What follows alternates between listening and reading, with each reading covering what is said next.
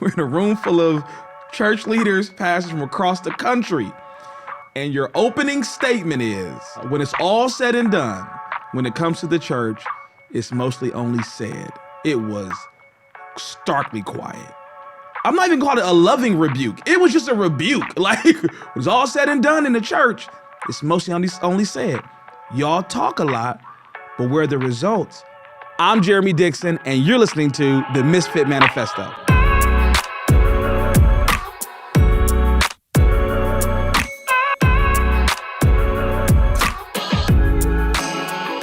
What's happening, Misfits? Once again, we are here for Misfit Manifesto. I'm super excited to have you all joining us, but I'm also super excited about our guest today. So convinced that now is the time for pioneers. My guest today, Ben Sand, serves as the CEO of a venture nonprofit focused on empowering leaders and mobilizing community for the common good. On today's episode, Ben and I will discuss things like utilizing technology for social entrepreneurship, the hazards around some of these newer technologies, and innovating the future with a cultural lift lens. Ladies and gentlemen, huge round of applause for my buddy, my friend, the incomparable Ben Sand. What up, homeboy? What's up? How you doing, man? I'm doing real good. Yeah. Real good. Thanks for having me on, Geremy. I appreciate it. Man, you have no idea how grateful I am. I mean, you know this, but a big part of what I'm doing, man, is informed by our friendship. A lot of things that I've had the privilege of learning from you and time spent with you and really seeing your work. And so, man, thanks so much, not just for this, but thanks so much for being an inspiration. I know to many others, but I can say personally that you've been a huge inspiration to me, man. Well, I'll tell you, our brotherhood is very important to me, and iron sharpens iron. I can say the same thing about you, the way you've influenced my life. So when you said jump on the podcast, I was like, where and when? Let's do it. Let's get it. Yeah, man. Do you remember how we met? I do. Okay. Let's hear it. Yeah. Let's see how we had the same story. Well, my original recollection was it was a connection originally through the Church of God, and it was through Jim Line. That was my original connection. Yep. And then we've got rabbit trails going everywhere. Yeah, now. We were in Seattle, right? Yep. In Seattle, and it's so funny. I fell in love with Seattle on that trip and met some incredible people. You were one of them, but of the people that I met, I don't think I'm closer to anyone than I am to you. You know what I mean? Our bond was cemented in a real way, and it traces back to almost a decade ago, bro. It is. It's been almost 10 years. Isn't that crazy? It's crazy. It's nuts, dude. Yes. So I got 1,000 questions, man. I only can do a few, obviously, because we're limited on time. You know, we can't be here forever. But give me or give us kind of just like the snapshot version of the origin story of Ben Sand. You know, how do you arrive at this moment? Like childhood, like where you come from? What's your narrative, man? Yeah. So I grew up in Spokane, Washington, and I'm a kid that grew up in a single parent home with no pop and 5 other brothers and sisters. We grew up in a challenging environment for sure. We were poor, and my mom did the best that she could, but it was, very difficult growing up, and her and I had our own challenges. And so, my siblings, it's a little bit of a scattershot, in terms of where we've all landed after growing up with adverse childhood experience.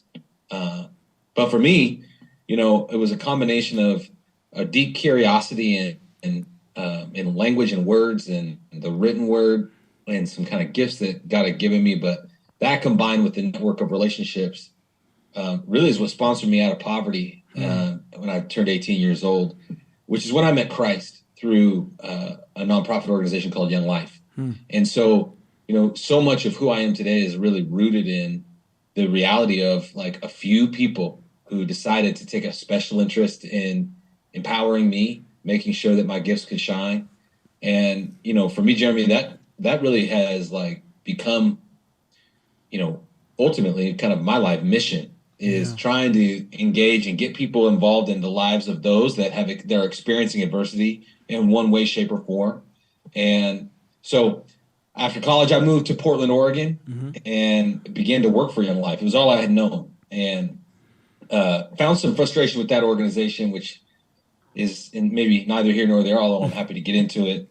But Okay. started a scholarship program in 2005, just a few years after college, called Act Six, and then that really became the moment where I realized I was actually a social entrepreneur, which I know we'll talk a little bit about today. But and so from there, my career has kind of taken off in being a bit of a misfit and trying to, inspire, new big ideas that can serve others. But it's really all rooted, in my childhood experience and this conviction that I have that what I received, I need to pass on. I'm just hoping to do it at scale. Dude, first of all, that's incredible. But second of all, you called yourself a misfit. We got to applaud that real quick. Ladies and gentlemen, he's a misfit. Yes, okay. Ben Sands a misfit. I love it. It's so funny. So one of the running jokes we have, I think it's more of a joke for me, and I think you hate it, is the whole Portlandia thing, right? Sure, And yeah. and I always bring it up because I watched the show Portlandia. I think it's hilarious. One of the things that you point out is like that's a very specific lens Yeah. of that community, but that area. But there are a number of ways in which you can see that area and what it's like to grow up in that area. The becoming in that area. Can you talk a little bit about the complexity, the diversity of the area in which you work and serve? And it's not necessarily like the Portlandia vibe. It's like a number of different elements that are at play. Yeah, for sure. I mean, the thing about, the perception that people have of Portland is like a far left kind of liberal, Yeah. crazy, weird town. There's definitely truth to that. To say that that's not a part of Portland's lived experience wouldn't be true. But, what I've been looking for since I've been living here, which is now almost 20 years, is I've been trying to understand the city a little bit and trying to identify, where in the city there are pockets and where there are in the city there are communities that have experienced challenge. I mean, most folks don't know, that the state of Oregon and the city of Portland was founded originally in its founding documents as a white utopia. The objective was to keep the city of Portland and the state of Oregon white. And, so there is this really deep racial tension in the city. Sure. And, I live on the east side, and that's typically known as kind of the urban part of the city. And, which is, I've lived in the city, my whole life. So part of it is, if you are a person of color or if you are a person that is experiencing economic adversity in this city, you are not living a Portlandia experience. Sure. Yeah. And, that's exacerbated, particularly if you are a person of color. And so part of what I've tried to wrap my life around, both in terms of a man of faith, but also as an entrepreneur, is just somebody that says, like, we've got to step up and address some of the disparities. We've got to address some of the systemic inequities that are present in Portland and in Oregon writ large. And so it is a tale of two cities in many ways. Yeah. And we're going to get into some of your like incredible work in just a minute. But something that you did, I guess maybe a couple of years ago, and it may have been post George Floyd, is you actually participated in writing a kid's book. And I want to say it's white. You tell me what the title was. I want to say the title right. Yeah. So it was, the pandemic was crazy in Portland, and for many reasons, we got involved in a lot of different work. Yeah. But for me personally, one of the things that's been important in my own lived experience has been recognizing that I am a white, cisgendered, educated, middle class male that benefits from unearned advantages just because of who I am and that I was born the way I am. Sure. And so, to me, what was so troubling about the conversation around Black Lives Matter was that for most of the white folks, that I knew or that we were experiencing on social media or in the media more generally, the question was always pointed out towards, questions about the lived experience from people of color, primarily from the Black community. And I was frustrated by the lack of introspection in the white community. And so I ended up writing a kid's book called A Kid's Book About White Privilege. Yeah. And it, took off a little bit and came with that came people that loved it and people that Right. hated it and wanted me dead. But Yeah. in the end, I do think it's a topic that as white folks we've got to really explore, and in order to do that, I was hoping to try to speak to my little 10-year-old and 12-year-old little girls and help them understand, and hopefully share to start a little bit earlier with some younger people. I love it, man. I was teaching in Denver. I want to say it was Denver, and the premise of my talk was I'm not asking people so much to lose power, but to leverage it more appropriately. Yeah. And one of the things about, or even privilege, leverage privilege in inappropriate ways. And one of the things I love about you, Ben, is it's so much more than rhetoric for you. It's not just the book that you wrote. It's not just talking points. I mean, you have gone heart deep, head deep. I mean, in every way, your life has lined up with your principles, your values in very, very sacrificial ways. And you talk about Act Six, and I think Act Six turned, I don't know if it turned into, but then there's Portland Leadership Foundation, and now there's this incredible org called The Contingent that is literally lighting up the scene right now in some very, very innovative ways. And in fact, I think the underpinnings of your organization is innovation, right? And so Sure. Yeah. talk about The Contingent. What is it? How did it come to being? Just give us like a bird's eye view of that incredible organization. Yeah, thank you. So, yes, the Contingent is a venture nonprofit. So what that means is we make investments in nonprofit startup ideas. And if it's a concept or an idea that is about mobilizing community members at scale or about empowering leaders, we're interested. And we have a method by which we bring new ideas to life. And so, as an organization and as a foundation, part of it is making investments, and then part of it is when those investments work, we hold on to them and we attempt to scale them. Yeah. And at this point, that scale is growing a little bit bigger than even I imagined. But sometimes, Geremy, we just fall flat on our face and we fail. And so, it's the wins are big wins, and some of the losses are real painful. But what we're convinced of is that it's time for us to think different. It's time for us to reimagine how we serve one another and how we mobilize and engage neighbors to love neighbors. And I just think we're barely scratching the surface on some of that. And, so much of the church historically has been responsible for demonstrating mercy to neighbors. And, I'm concerned about our current moment, some of the lack of scalability of even the faith community's activities. And so we're stepping into this really odd space, trying to demonstrate that there may be a third way to go about it.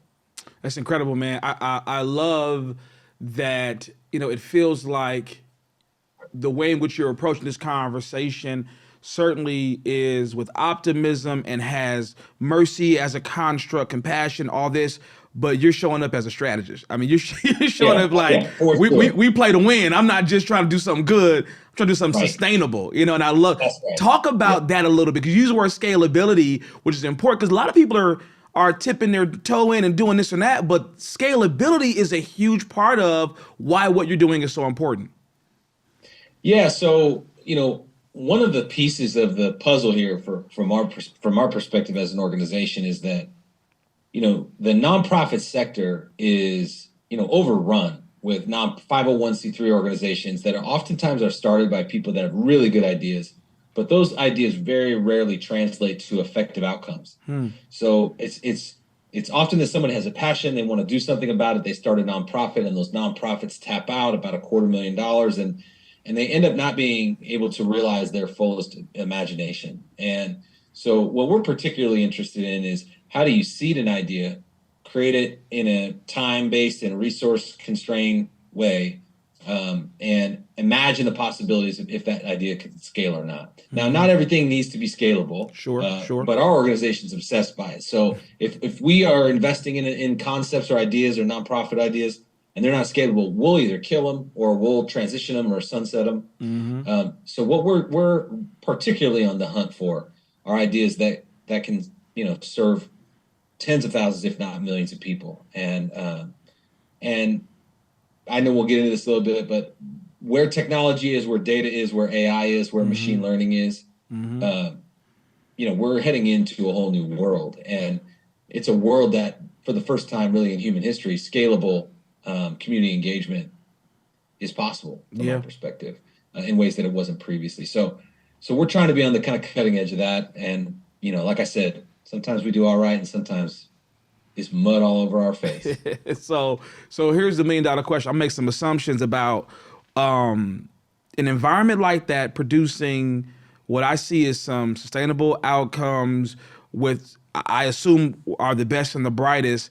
Number one, what does the culture of the contingent have to be? Like what is that environment like to always be kind of looking for to be on the bleeding edge? Like, it seems like you have to be selective on who's there and how you're able to nurture an environment that really yields, some great outcomes. Yeah, I mean, so that's a fact. In the end, talent's the whole thing. Yep. And so we work really hard to hire leaders. The organization punches hard, and while we're growing and all that, part of what we're looking for are the right people. We're doing that in a way that's a little bit sneaky, in the sense that what we're wanting to do is be an organization that is committed to equity, is committed to people being able to bring their faith to work, but and so that makes us both diverse, and it makes us also driven by the ethics of the teachings of Jesus. But we're not a faith-based organization, and we're not a culturally specific organization. So we find ourselves in this interesting zone, but every day at the contingent, every single one of our staff members walks around with a folder, and what we're talking about, or a notebook, and that notebook is reinforcing, on the cover every day, like, this is what we do. And, so it's about listening. We're if it's not a question asking about, being asked about innovation, we're not interested. We're committed to accountability. So, man, we dashboard the heck out of this organization, and everybody's accountable. There's not a single person in the organization that's not accountable on a given day. And then we're committed to radical hospitality. That's our fourth value. And the fifth is action. So, we are saying it is not okay for you to work at the contingent and not be willing to take action in demonstrative ways. And we would rather you fail trying to innovate, trying to listen well, trying to do that. And the accountability metric is not, did you win or did you lose? The accountability metric is, are you acting? Are you taking risks? And so that's a unique cut of leader. Yeah. And, oftentimes some people will come into the contingent and go like, whoa, this is way too fast paced for me. And which is totally okay. But doggone, when we find somebody that fits through that prism, sparks fly. Absolutely. It's so funny. We talk about action. One of the things that I have noticed from us working together, things that we've done together, is your comfort with rigor. And a lot of times, you think about, we're on this Misfit Manifesto. We're talking about misfits. We're talking 2 misfits, 4 misfits.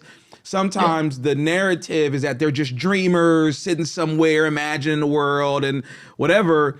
And my experience with people who I'm looking at, you being one of them, is like, nah, these are the hustlers. These are the people that dig it out late nights, early mornings, not necessarily always in unhealthy ways, but hard work is not intimidating.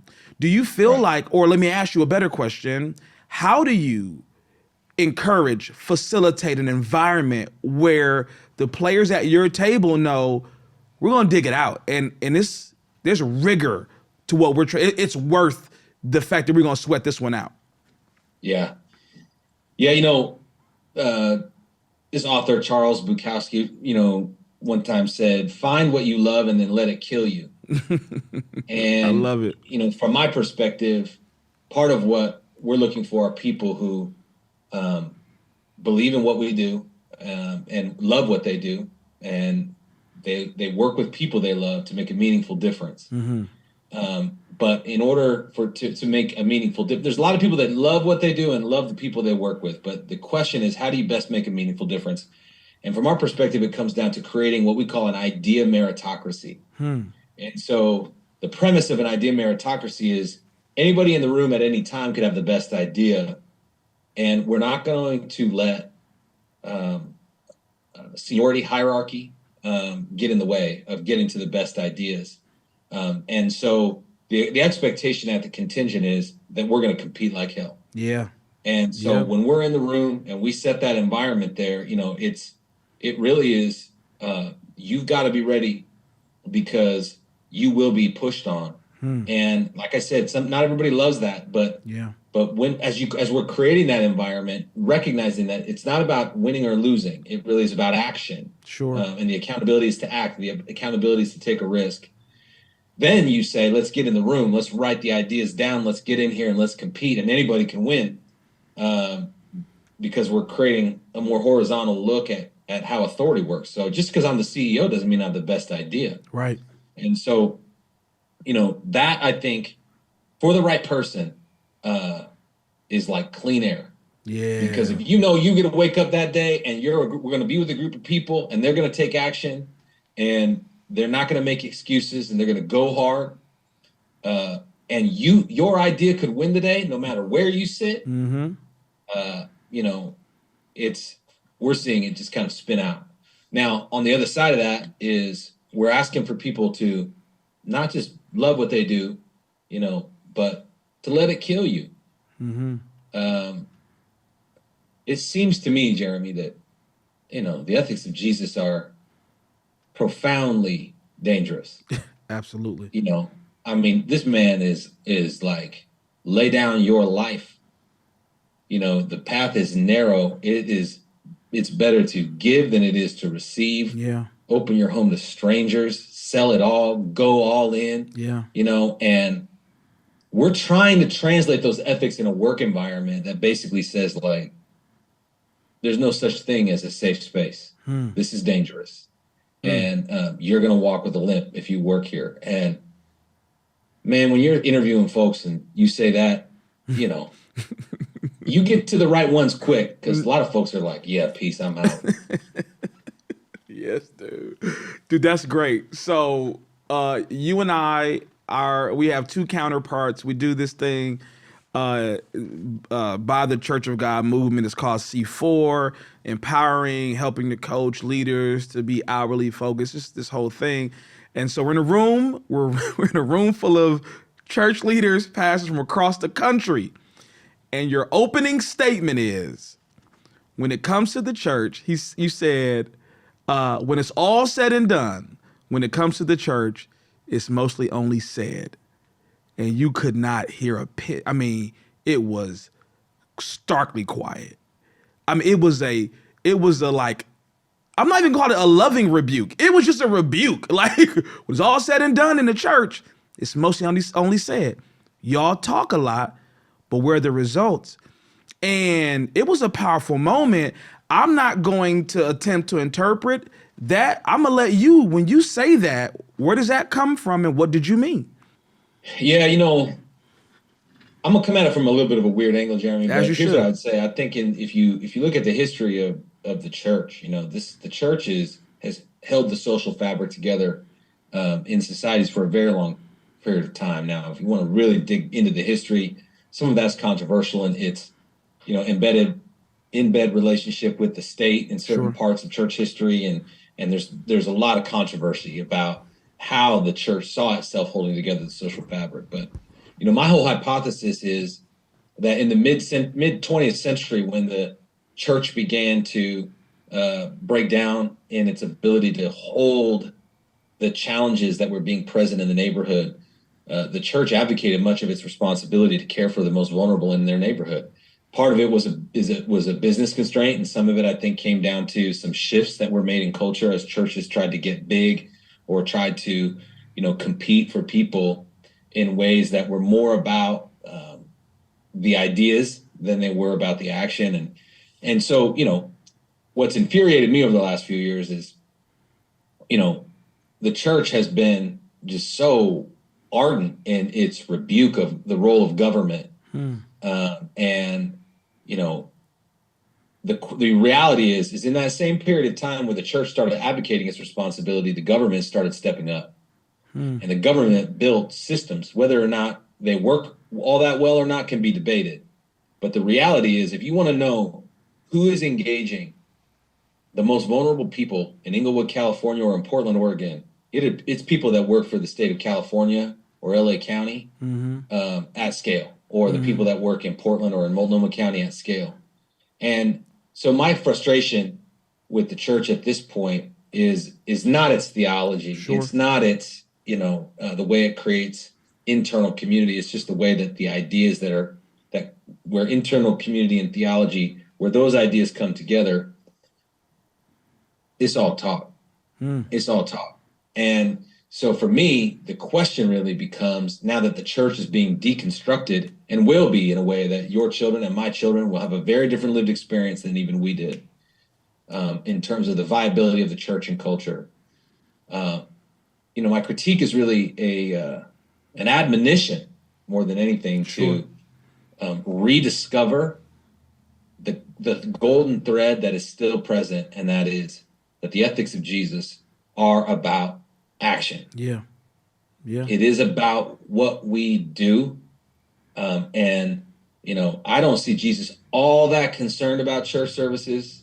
I don't find it all that much in his teaching or in his lifestyle. Sure.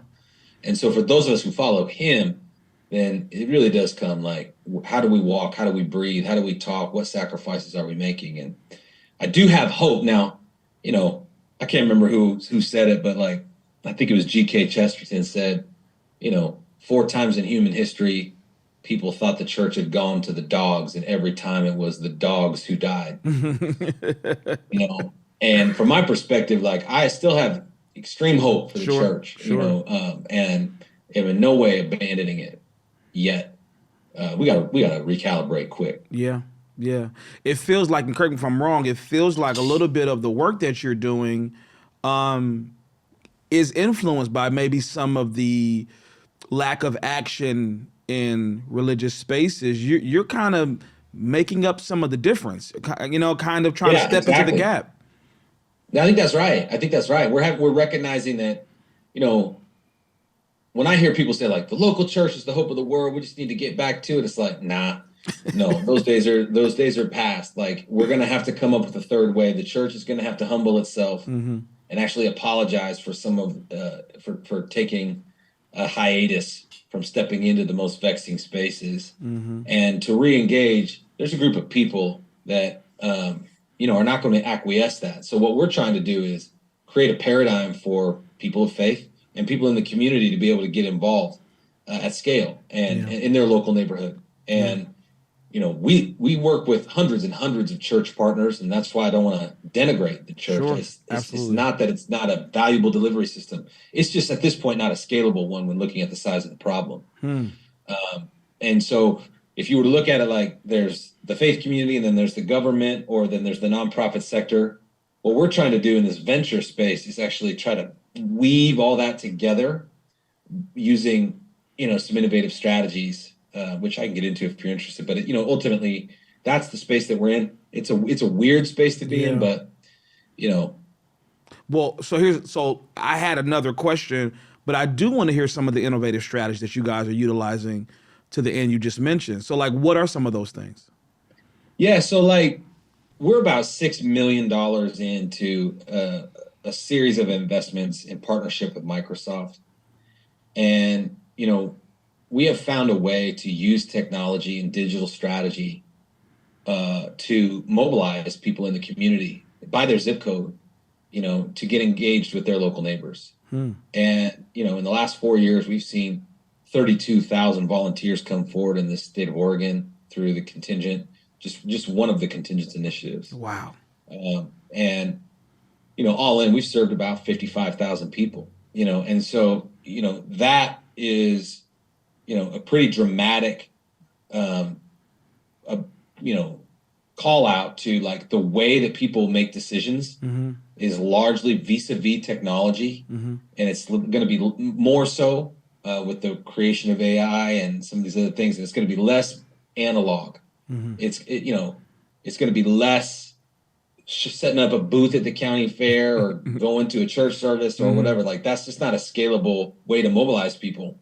And so what we've developed is a method of doing that, a series of technologies and products to get that done. At the contingent, we have an innovation hub. We call it the Community Collider, and that is it's 30 nerds, and all they think about is mobilizing people, and and the nerds are the ones that are going to pull this off in the end. That's my, I think that's what it's going to land to. That's in essence like what we are doing as a way of trying to bust up some of the binary of who's responsible, for challenging some of these problems. And we're trying to put the onus right on the neighbor, smack dab on the neighbor, communicating to them their neighborhood need. That's incredible. And I'm actually going to come back to that because I want to drill a little bit further down into, as you all are employing these new technological advancements, I want to actually give more context to that. But before I get there, I want to take a step back because you all kind of made a big play a few years ago that got you everything from lawsuits to death threats. I mean, you were smack dab in the middle of some craziness because you all went big. Talk about that play. Yeah. So, for those of you listening or watching, obviously you might remember that during the pandemic, when George Floyd was murdered, the city of Portland was literally almost lit on fire. I mean, there was 150 days of consecutive protests. So Portland became, a bit of a metaphor for the rioting on the far left. And you may have heard of Antifa and the Proud Boys and all this stuff that was going on. Well, one of the things that we were a part of exposing was trying to actually ask some bigger questions in partnership with a few hundred Black leaders in Oregon about some of the systemic issues that were at play. And so, long story short, Geremy, all this CARES Act came with all this federal money, and everybody, was getting loans and all kinds of cash grants and things. And what we started to see in Oregon was that the Black community was being disproportionately impacted by COVID and was having a more and more difficult time accessing some of these resources. From our perspective, because of some systemic issues with the Small Business Administration and banks and that kind of a thing. And so we made a play using, and this is super heady, but we made a play using a theory out of Berkeley called targeted universalism. And the premise of it is, there is a way for us to make the argument that we could take these federal funds, these CARES Act monies that are coming into the state, and to make the case that there is a disproportionate impact from COVID on the Black community. And we could go after a significant amount of money with the idea of offering a targeted response to serving that community in a culturally responsive way, for which the state of Oregon had historically failed. And so we wrote a legal brief, a 19-page legal brief, and made the case to the Oregon legislature. And in late 2020, we were awarded $62 million.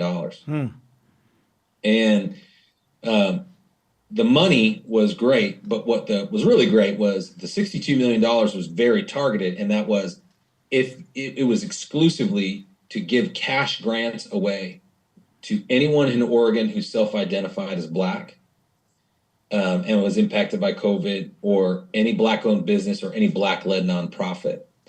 And so, to give you an idea, the Small Business Administration in 2019 gave away 4 loans to Black-owned businesses in the state of Oregon.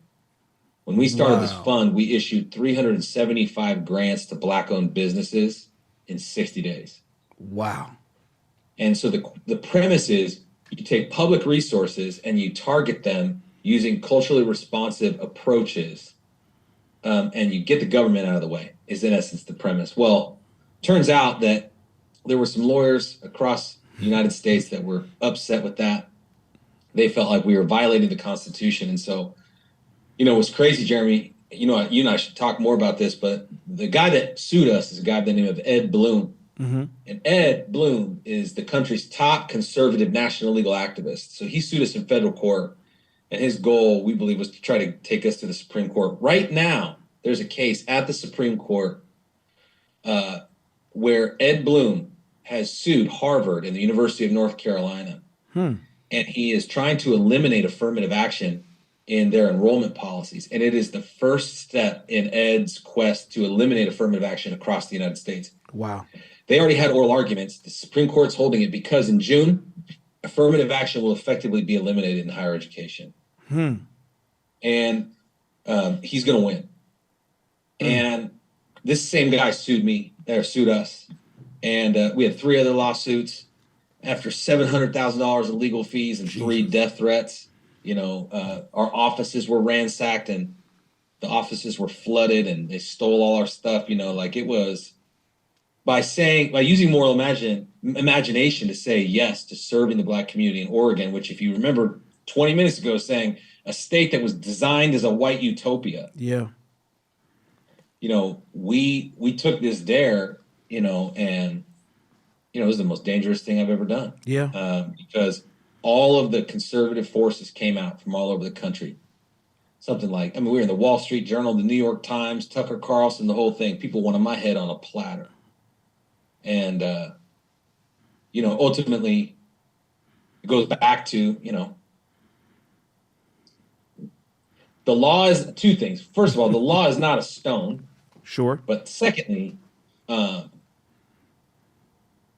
moral imagination is required for these times.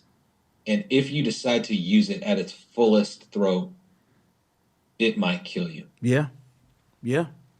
I was, this past week, I had the chance to speak at a university, predominantly white university, Christian university. And it was their chapel. It was commemorating Dr. King. Okay, sure, yeah. So, so of course, they called me. That's a whole other podcast. Right. So I read an excerpt from Dr. King's final speech the night before his assassination at Mason Temple in Memphis. And, part of it is, I'm fearing no man. Nothing matters. It doesn't matter to me now. You know what I'm saying? I just want to do God's will. And what I suggest to them, I said, listen, this is an institution of ambition. I said, but please understand, with moral ambition comes great peril.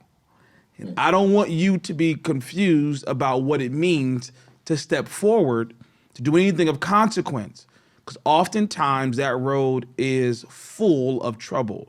And a lot of times, you think about, and I referenced the Matthew 20, when the mother of the sons of Zebedee asked Jesus to allow for her boys to be the right and the left. And he asked a really important question. Can you drink this cup? Yeah, and they're like, sure. And then we get down to, to Matthew 26, I think, where Christ is in the Garden of Gethsemane. And he's asking for the cup to be removed from him. Because moral ambition, doing something great, comes with great peril. And I think when I look at your life, a lot of times, we love to look at, and this is not a knock. I think some of the greatest people are wonderfully gifted to stand on stage and to give us context and articulate deep theological and spiritual truths. But I also believe that when we look for those who are representatives of the ethic of Jesus, it's the ones with scars and bruises and lawsuits and death threats. And that's, to me, a more accurate depiction of what it means to be a person of consequence in a lot of ways. Not totally, but in a lot of ways. Because when you step boldly into something of consequence, people are headhunting. Jesus, Dr. King, you name it. You know what I'm saying? That's just the way of that life. Yeah, I think that's true. I just want to make it real clear, though, Geremy, that's one of the things that I so admire about you. I've never seen you, make an excuse, like the way that you have both led Center of Hope and the way you're leading Geremy Dixon Ministries and the way you're building out Misfits. I just want to thank you for creating space for this conversation. Sure. Or spaces, might I say, for these conversations, because it is, it's rare. Goes back to my earlier comment. It's like, it's just rare. Like at this point, what we mostly want to do is like stand at a podium or get on Instagram and like have a take. But, at this point, that's dime a dozen. Yeah. to me, it comes down to, who are the folks that are going to bleed? Yeah. Yeah. That's what it's going to come down to. Absolutely. So, on my podcast, I've been kind of, for this first season, I've been ending with this question that Yeah. I first made this statement. You were in the actual room. We were in Philly, and Oh, yeah. and so I By the was. way, best I've heard Geremy preach. This sermon he gave in Philadelphia melted my face off. That was to this day, like, bro, you were prophetic, and you also got beat down a little bit. Oh boy, did I get beat down! That I ain't never been in more trouble in my life than that after that conversation, publicly. But I quote Sergey Brin, right? Science fiction. If it's got to be, if it's not seeming like science fiction, it's not transformational. So you were there, and we spoke after. But I actually want to dig in and kind of lead the witness on this, because you've got this algorithm. And you kind of alluded to it a little bit earlier, but you talk about AI, you talk about like big data, like all of these elements. You all have found a way to leverage them in a very unique way for social good, not for your own enrichment. We do know that people are using big data, AI for their own enrichment. You all are leveraging it for social good, and it's this algorithm you created. Can you, to the best of your ability, because maybe some of us are not nerds or as smart as others of us, and I know I'm on, I'm kind of coming in slow. I'm not the smartest in the world. But if you can talk a little bit about, because to me, what you have done feels like the best science fiction ever, and we're seeing it come to life right now. So talk a little bit about that. Yeah, so in July of 2019, the governor of Oregon asked us if we would be willing to oversee the responsibility to recruit foster parents for the whole state. Yeah. And at the time, we were growing statewide, and we had this ethical dilemma. And the dilemma was, on the one hand, how do you say no to an opportunity like that? When the governor's asking you to do something, and you believe that you've got a punching chance, like, it's hard to say no. The problem was, the other side of the ethical dilemma was, if we say yes, do we really believe we have a delivery system to meet the need? And the answer to that was unequivocally no. So we went into the lab, and what came out of that was an algorithm that we wrote.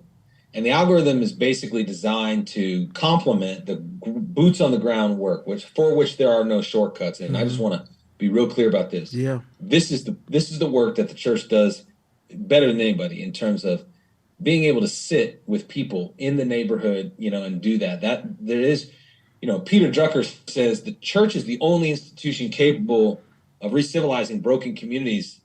But the only problem is that the church is also the most fragmented institution in any given community. Yeah. But for us, up until 2019, we had leaned so heavily on this analog work, asking churches and other community organizations and to kind of hold the water for the foster care system in their community. And the results just weren't there. And so we wrote an algorithm. The premise was, what would it look like to take some of the same tools that Nike uses to chase you down to buy a pair of shoes, in order to figure out how those algorithms work and the technologies work behind them to animate them. And what if we bolted on a world-class community experience where, like, every single person that we were able to recruit would get a warm phone call within 24 hours, and somebody would walk in with them as they're discerning, and then evaluate the stink out of that on the back end. So COVID hit, and we published this algorithm, and our foster family recruitment numbers went up when every other state in the country, the numbers went down, including counties like LA County. Yeah, yeah. And so what happened is, we wrote this algorithm and published it, and all the kind of technological products that are around it, we've built out in partnership with Microsoft. The Trump administration sent a delegation to Oregon and evaluated some of our work and basically said, hey, we'd love to try to scale this, across the United States. Well, then COVID hit. And so that never happened until right towards the tail end of COVID. Over the last year, we've been in conversations with about 10 different states across the country. And so now we're taking this algorithm on the road. So actually in February of 2023, on the 28th, I'll be doing a press conference with Sarah Huckabee Sanders. Wow. And we're launching Every Child Arkansas and the contingents standing up in Arkansas. In September, working with Governor Holcomb, we're going to be launching and taking over the system in Indiana. And we've got a few more states in the queue. And so it's just been this journey of realizing that those on the ground and those in government, are serving faithfully, but we've got to think about the ethical use of technology and the ethical use of big data and the ethical use of some of these algorithms and what AI can do. Like if y'all haven't Googled Chat GPT, and Dolly and some of this stuff, like technology is in its first, the kind of digital technologies that were available to us today are still in the first chapter. Yeah. Like all of us are going to have our lives transformed over the next few decades. And what we need is some people to obsess about how to use that for good. Yeah. And that in essence, Geremy, is really what I'm going to give the rest of my life to, is figuring out how to use these tools, these technologies to mobilize people to lay down their life. And, I know you're a foster parent, Geremy, and again, that's a whole other podcast. Sure. And I'm a foster parent too. And the reality is, being a foster parent is basically throwing your life off a cliff.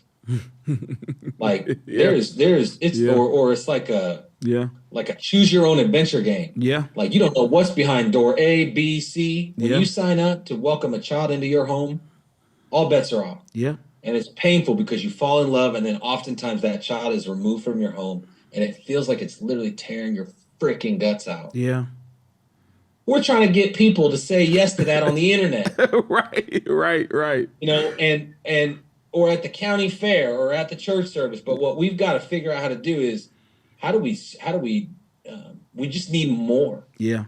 We need more families to say yes. And that's, an example of one of our initiatives and how we're using technology to do it. So I'll go on and on about it. I'll shut up. But I just would say, like, to me, for anyone listening, I just want to encourage you that now is not a time for a pessimistic view of technology, because you will become a curmudgeon, and as your life looked through a pessimistic lens, as you feel like your life is slipping through your fingertips. Now is a time for an optimistic view of technology and to play offense with it and actually to try to figure out how to compete using it.